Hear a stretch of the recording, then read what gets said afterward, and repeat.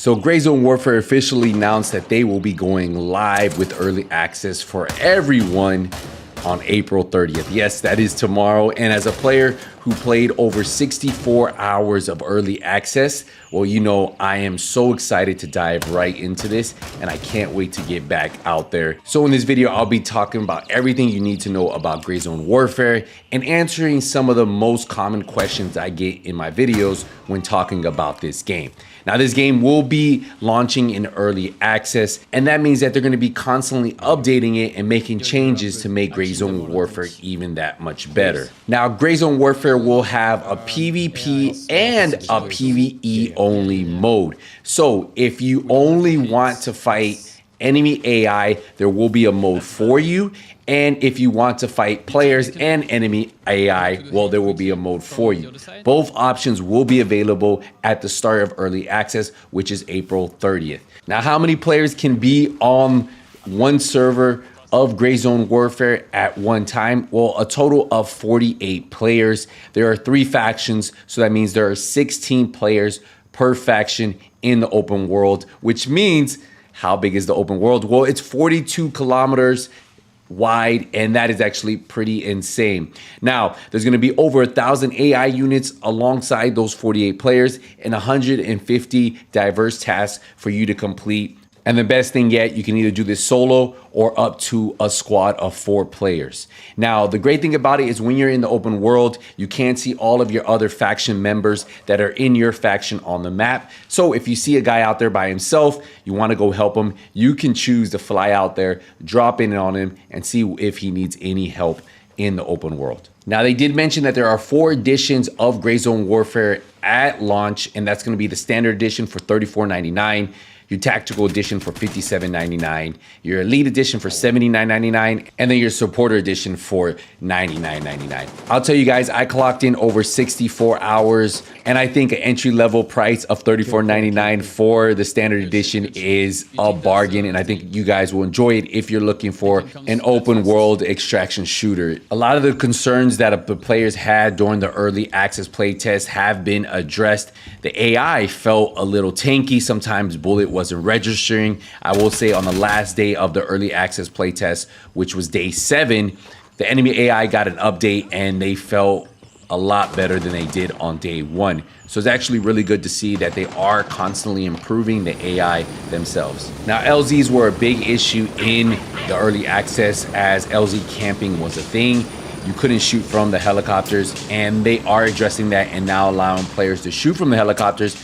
Not only that, you will be able to throw frags, smoke grenades, whatever you need to do from the helicopter, and hopefully that keeps players from camping those LZs. Now, developers did say that they do want to bring this game to console, but that is still years out as this game is still in early access, and they're trying to make Gray Zone the best possible game possible on PC first, and then later on they can bring it to console. A few players have asked me, what about controller support? They did say that at some time they do plan on adding controller support to Gray Zone Warfare. One thing I would tell you is just know, if you've ever played a game like Insurgency Sandstorm on PC or on console, know the aim assist is absolutely 0 to none, and something you guys have to really just adapt to. So when you do play mouse and keyboard players, their accuracy is going to be a lot better because there just isn't aim assist in these types of games. Now, the developers had said they do want to add day and night cycles, and they also want to add dynamic weather, which is amazing to hear, because if you played a game like Ghost Recon Breakpoint where they do have the weather come in and they have the day and night cycle, it creates a whole different playing experience when you're playing during day or when you're playing at night. And I can't imagine this game at night with night vision goggles on. It could be something special. So excited to see where they go with that in the future. Now, remember, if you want to play with your friends, they need to be in your faction. If they select a different faction from you, you guys will never be able to team up until they add the feature that allows us to switch factions. And I believe they said there's only going to be a certain period of time when you're able to do that. But in the last play test, that was not a feature. So just want you guys to make sure, agree with your friends what faction you guys want to pick. pick the faction, and then that way you guys can do the quest together. I'll tell you, this game in a group is so much more fun than just playing solo. Having someone to watch your six, being able to watch your teammate as they attack an objective and you cover them from the mountaintops is just an amazing experience, and I think a lot of you guys are 100% going to enjoy this. Now, one big tip I will tell you guys is make sure you guys do your quest, and if you follow a quest line, what it's going to do at some point, it's going to push you further and further into the map where you're naturally going to run into other players. So if you're looking at PvPing, do your quest. It's going to push you into those areas and you're naturally going to have PvP. Not only that, you're going to be building up reputation with each of the vendors. So there are multiple vendors and each of those vendors have level 1, level 2, level 3.